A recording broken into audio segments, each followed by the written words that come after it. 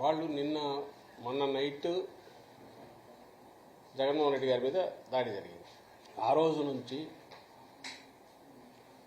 ఆ క్షణం నుంచి జరిగినప్పటి నుంచి స్ట్రాటజిక్గా తెలుగుదేశం పార్టీ కానీ ఆ పార్టీతో అనుబంధంగా ఉన్న మిగిలిన పార్టీలు కానీ వీళ్ళందరూ కూడా ఒకటే స్టాండ్ మీద పోతున్నారు.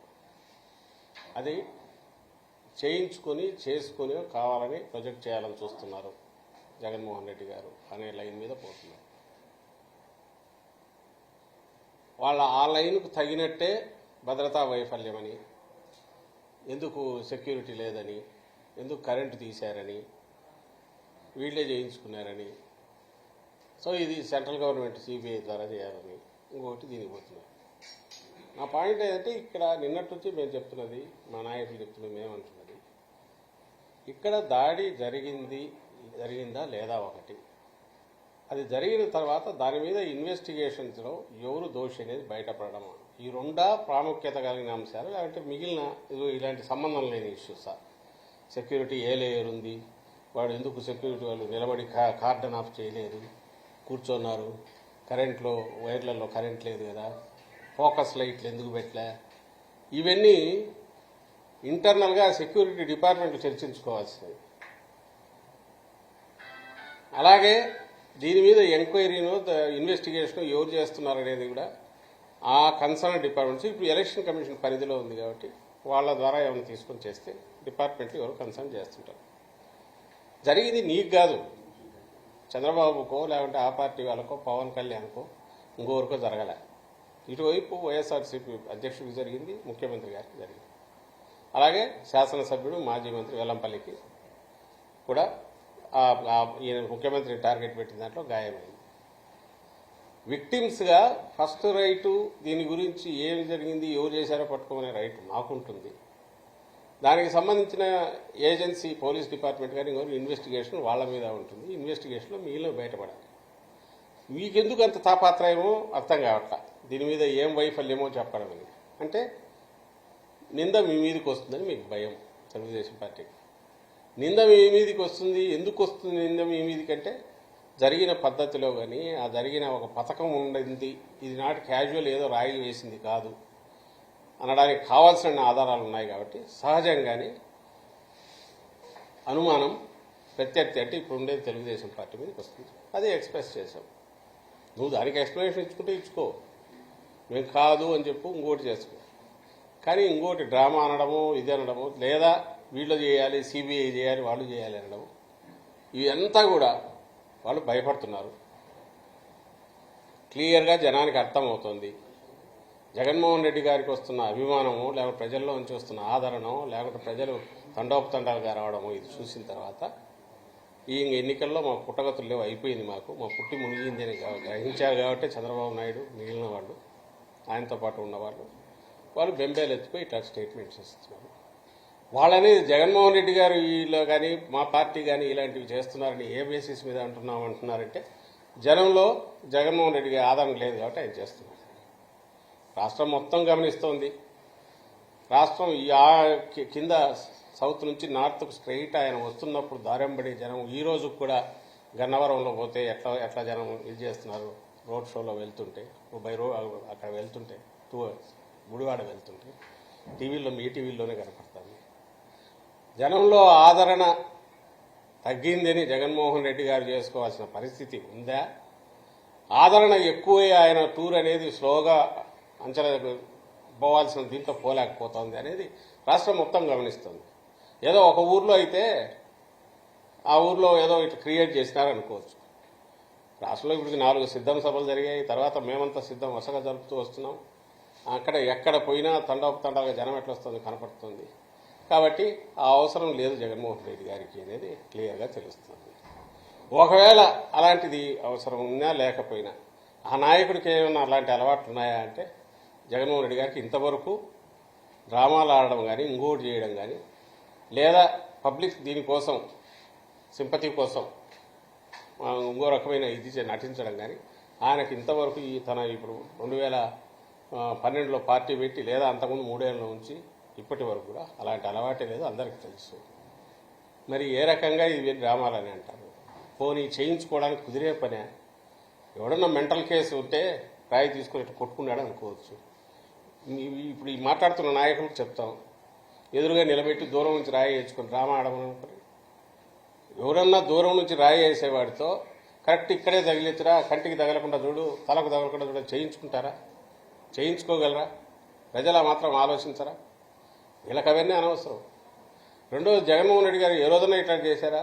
మీరు గమనిస్తే నిన్న 8 గంటలకో 8 గంటల 10 నిమిషాలకో ఈ ఇన్సిడెంట్ జరిగినట్టు నాకు 10 నిమిషాలు అటు ఇటు. తర్వాత 2 గంటల పైగా ఆయన బస్సు మీద ఎక్కి అంత పెయిన్ ఉన్నా గాయం ఉన్నా ఎవరికి దాన్ని కనపడలే, రక్తం చూపలే, ఇంకోవట్లేదు. తాను ఓర్చుకున్నాడు, జనంలోనే ఉన్నాడు. ఆ పేరు చెప్పి స్ట్రెచర్ మీద పడుకోలేదు, లేదంటే హాస్పిటల్కి పోలేదు, ఇంకొకటి చేయలేదు. చంద్రబాబు నాయుడు అయితే చేసేవాడు ఖచ్చితంగా. అది తనకు తగిలిన దాన్ని ప్రపంచం అంతా ఇమ్మీడియట్ చూడాలని చేసేవాడు. ఈయనకు నిజంగా తగిలిన బ్లడ్ ఇంజురీ అయ్యే డెప్త్, అంత డెప్త్ కదా ఇదైనా కూడా అదేం జనానికి చూపించి నాకు ఎట్ట తగిలింది చూపించని కూడా ఇంతవరకు చూపలేవరకు. తను నేరుగా ఏమాత్రం అనుమానం రాకుండా పైకెక్కి ప్రజలకు చేయి ఊపుతూనే 2 గంటలు మళ్ళీ ఫర్దర్ చేశాడు, డిస్పైట్ పెయిన్ అంత ఉన్నా. పోనీ ఇప్పుడు కాదు, 2019లో వైజాగ్ ఎయిర్పోర్ట్లో కత్తితో పొడిచి ఇదైనప్పుడు ఆ రోజు మామూలుగా అయితే ఇదే చంద్రబాబు నాయుడు పవన్ కళ్యాణ్ అయితే ఆ బ్లడ్ అంతా కనపడేటట్టు అట్లే వచ్చేవాళ్ళేమో. ఈయన అసలు బ్లడ్ కనపడకుండా ఇమ్మీడియట్ షర్ట్ మార్చుకున్నాడు. ఇక్కడ ఎయిర్పోర్ట్లో దిగి హైదరాబాద్లో తర్వాత టీవీల్లో వచ్చేంత వరకు బయట ప్రపంచానికి తెలియదు. ఆయనతో పాటు జర్నీ చేసిన వాళ్ళు కూడా అస్సలు ఐడియా లేదు. జర్నీలో కానీ దిగిన తర్వాత కానీ ఒకరిద్దరు సెల్ఫీలు అడిగి తీసుకున్నారు. ఎక్కడ కూడా పంటి ఆ గాయము దాని గురించి కానీ తనని ఇచ్చేశారనే ఇన్సిడెంట్ బయట చెప్పుకోలేదు. ఎవడన్నా డ్రామాలు ఆడవాళ్ళు అయితే అట్లా చేస్తారా? ఈరోజు మార్నింగ్ కూడా చాలా క్యాజువల్గా బయటకు వచ్చి పోతున్నారు తప్ప చూడండి నా గాయం అని ఎవరు చూపుకోవట్లేదు. మరి ఏ ఆధారంతో వీళ్ళు ఇట్లా మాట్లాడుతున్నారు? ఆధారం కాదు, ప్రాతిపదిక లేదు, ఏం లేదు. వీళ్ళు డ్రామాలు ఆడే అలవాటు వీళ్ళకు ఉంది. వీళ్ళకు జనంలో ఆధారంగా లేదు. జగన్మోహన్ రెడ్డి గారు విపరీతంగా వస్తుంది. సో దాన్ని తట్టుకోలేకపోతున్నారు. ఆయనకు అవసరం లేదు ఏది డ్రామాలు ఆడాల్సిన అవసరం. ఎందుకంటే ఇంకా మించి అభిమానం అనేది గతంలో కంటే ఇంకా ఎక్కువ మించి కనపడుతుంది. డ్రామాలు వేసే అలవాటు లేదు. దానికి ఆయనే సాక్ష్యం. తనకు గాయం తగిలింది కూడా బయటకు ఎక్స్ప్రెస్ చేయలే, కనీసం ఆ బ్లడ్ కూడా కనపడనిలే. ఇప్పుడు లేదు, 19లో చేయలే. మరి ఏ బేసిస్ మీద అంటారు? పోనీ రాయితో ఎవడన్నా దూరం నుంచి కొట్టించుకుంటారని మళ్ళీ ప్రశ్నిస్తున్నాం. వీళ్ళల్లో ఆ మాట్లాడే వాళ్ళల్లో వాళ్ళ మనిషినే పెట్టి కొట్టించుకోమనండి. దూరం నుంచి కొట్టించుకుంటారా? కొట్టించుకొని డ్రామా అని రుజువు చేయమనండి. అది జరగని పని వాళ్ళకు తెలుసు. ఎందుకు ఇవన్నీ అంటున్నారంటే భయపడుతున్నారు, బాగా భయపడుతున్నారు. అయిపోయింది. ఇంకా ఈ ఎన్నికల్లో అడ్రస్ గల్లంత అయిపోతుంది. ఆదరణ లేదు. ఎక్కడికి పోయినా దడి కట్టుకొని మీటింగులు జరుపుకుంటున్నారు, బ్లోఅప్ చేసి ఫోటోలు వేసుకుంటున్నారు. ఈ పక్క విపరీతంగా జనప్రవాహం విపరీతంగా ఉంది జగన్మోహన్ రెడ్డి గారు. సో ఇదంతా వాళ్ళదంతా తెచ్చేసి దానికి ఒక భద్రతా వైఫల్యము యూపులు డిస్కషన్ డైవర్ట్ చేయాలని, అసలు ఎవడు అటాకర్ అనే దాని మీద నుంచి మిగిలిన సంబంధం లేని ఇష్యూస్ మీద తీసుకెళ్లాలని, అలాగే ప్రజల్లో కన్ఫ్యూజన్ క్రియేట్ చేయాలని చేసే ప్రయత్నం తప్ప వాళ్ళ దాంట్లో ఏ పార్టీ ఇది లేదు. అది ప్రజలు కూడా బాగా అర్థమవుతుంది. అందుకే ఏవగించుకుంటున్నారు. మనిషికి దెబ్బ తగిలితే సానుభూతి చూపించి ప్రధానమంత్రి ఇంక్లూడింగ్ చంద్రబాబు కూడా అన్నాడు మళ్ళీ విచిత్రం, ఖండిస్తున్నాను ఇదని చెప్పి అంటూనే మళ్ళీ ఇంకో పక్క దాడి అని ఆయనే అని మళ్ళీ ఇంకో పక్క ఇది డ్రామా అని ఆయనే అంటాడు. దాడి అయినా కావాలి, డ్రామా అన్నా కావాలి. అందులో దేనికి చంద్రబాబు స్టిక్ అయినాడు? దేని ఆయన గట్టిగా ఫీల్ అవుతున్నాడు? ఎందుకు అదైనా గట్టిగా చెప్పలేకపోతున్నాడు? అంటే ఏమో మళ్ళీ సింపతి వస్తుందేమో అని భయం జగన్మోహన్ రెడ్డి గారికి. ఇలాంటి వీళ్ళ డ్రామాలు వీళ్ళకున్నాయి అలవాటు. ఇప్పుడు కూడా వాళ్ళు డ్రామాలు వేస్తున్నారు, నటిస్తున్నారు. ఒక ఇన్సిడెంట్ దుర్ఘటనకు సంబంధించి ఈ మాట్లాడాల్సిన పద్ధతిలో వాటిని అసహ్యంగా అసభ్యంగా మాట్లాడుతున్నారు. అండ్ వాళ్ళ విచక్షణకు వదలడానికి కూడా లేదు. జనం కూడా అది గమనిస్తున్నారు అనే విషయం మీడియా ద్వారా తెలియజేస్తారు.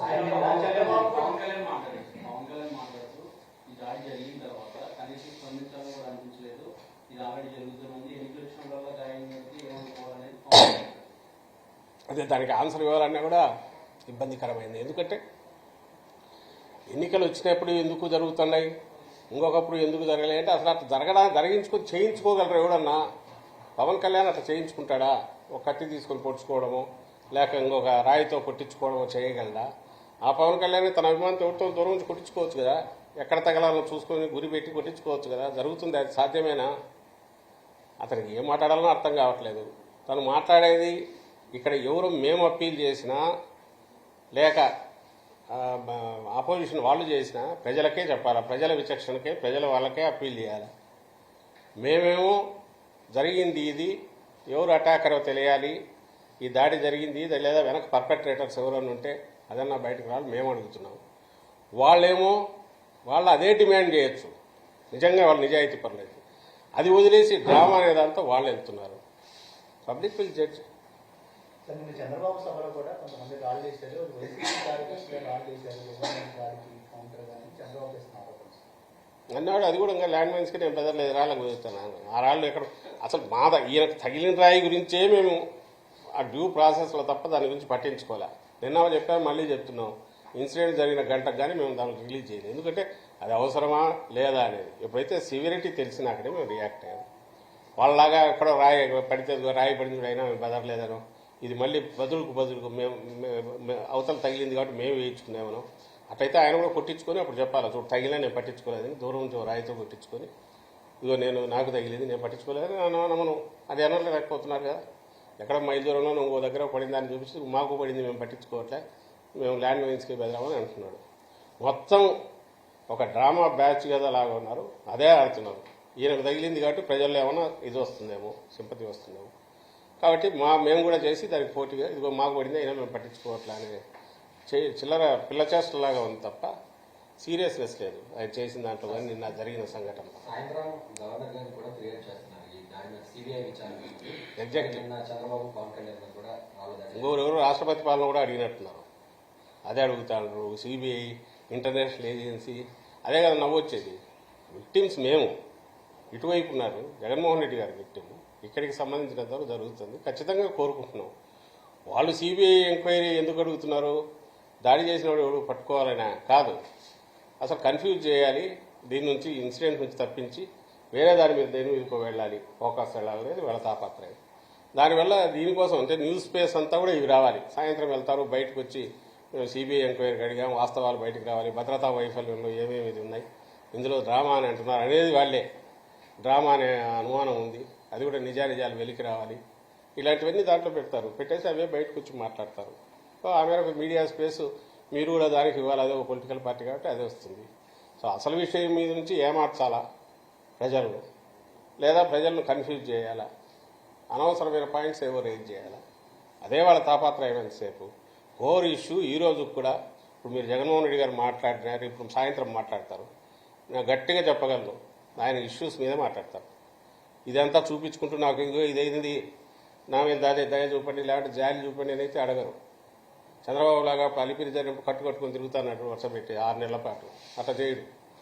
ఆయన ప్రజల ఇష్యూసే మాట్లాడతారు జగన్మోహన్ రెడ్డి గారు. దాన్ని ఏమంటారు, ఏమేం చేశారో చెప్తారు. అటువైపు కూటమి వాళ్ళు లాస్ట్ టైం వాళ్ళు ఎట్లా మోసం చేశారో చెప్తారు, బ్లెస్సింగ్స్ ఇవ్వమని అడుగుతారు. ఈ ప్యాటర్న్ ఉంటుంది. నిన్న జరిగిన వాళ్ళు ఏం చిల్లర రాజకీయం చేస్తున్నారో ఎత్తి చూపుతారు. ఇది నేను అనుకుంటున్నా.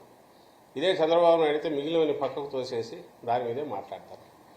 ఇష్యూ ఎక్కువ చేసి మాట్లాడుతున్నది వాళ్ళు, మేం కాదు. మేము ఒక్కసారి పోలీసు దృష్టికి తెచ్చినాక దాని ఇన్వెస్టిగేషన్ ఇదే జరిగి అసలు వాస్తవం రావాలని కోరుకున్నాక దాని గురించి మేము పట్టించుకోదలుచుకోలేదు. నిజానికి ఈరోజు ఇప్పుడు వాళ్ళు స్టాప్ చేస్తే ఈ వైపు కూడా స్టాప్ చేస్తాం, ఎందుకంటే మాకు దాని మీద ఇంట్రెస్ట్ లేదు. పెద్ద ఇష్యూ వచ్చి నెల రోజుల్లో ఎన్నికలు రాబోతున్నాయి. దానికి సంబంధించి మేము ప్రిపేర్డ్గా ఉన్నాం, ప్రజల బ్లెస్సింగ్స్ కావాలని పోతున్నాం. చెప్పడానికి మాకు ఇన్ని ఇష్యూస్ ఉన్నాయి కాబట్టి అవి తప్పించి ఇలాంటివేమో చెప్పుకోవాల్సిన ఆగత్యం లేదు, అవసరం లేదు. అలాంటి ఆలోచన కూడా ఎప్పుడు లేదు. డ్రామా ఆడుతున్నది వాళ్ళు ఆడుతున్నారు. దాడి జరిగింది వాస్తవం, సీరియస్ దాడి జరిగింది అది వాస్తవం. అండ్ వాడు ఎవరు చేశారో చేసిన వాడు అనేది జరిగిన పద్ధతి కానీ ఆ ఫోర్స్ కానీ బట్టి చూస్తే వెనక పథకం ప్రకారం జరిగింది అనుకుంటున్నాం. కాబట్టి అది కూడా బయటికి రావాలనేది మా కోరిక. వాళ్ళు సిన్సియర్ అయితే అదే డిమాండ్ చేయాలి, వేరే కాదు అడగాల్సింది. వేరే డిమాండ్ కాకుండా ఇది మాత్రమే పెట్టాలి. ఇన్వెస్టిగేషన్ జరగాలి, ఎవరు నిజం నిగ్గు తేలాలని వాళ్ళు అడగమండి, అది కరెక్ట్ ఈ టైంలో.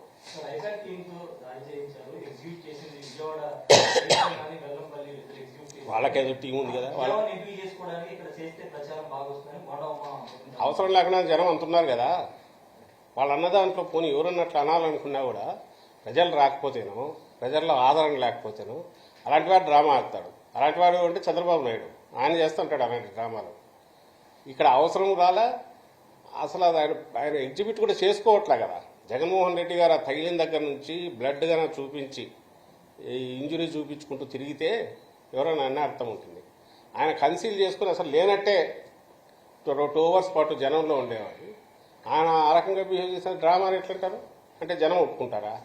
నేను మళ్ళీ అడుగుతున్నారు. 19లో ఆ రోజు మీకు గుర్తుంటే మీడియాకు ఆయన ఇమ్మీడియట్ బయటకు ఒక బ్లడ్ స్టెయిన్ చిన్నది కూడా కనపడనిలే. షర్టు మార్చుకుని ఫ్లైట్లో వైజాగ్ నుంచి హైదరాబాద్ వచ్చాను. టీవీలో చూసి తప్ప జనానికి తెలియలే. ఫ్లైట్లో వెనకబడి వచ్చిన వాళ్ళు కూడా ఆశ్చర్యపోయినారు దిగిన తర్వాత, ఇట్లా జరిగిందా అని. ఈరోజు అంతే, ఒక చుక్క ఏమైనా మీకు బ్లడ్ కనిపించిందా? ఇంజురీ ఆయన చూపించాడా? మేము రిలీజ్ చేసిన ఫొటోస్లో సివిరెడ్డి చెప్పడానికి మేము రిలీజ్ చేసిన దాంట్లో తర్వాత కనపడింది.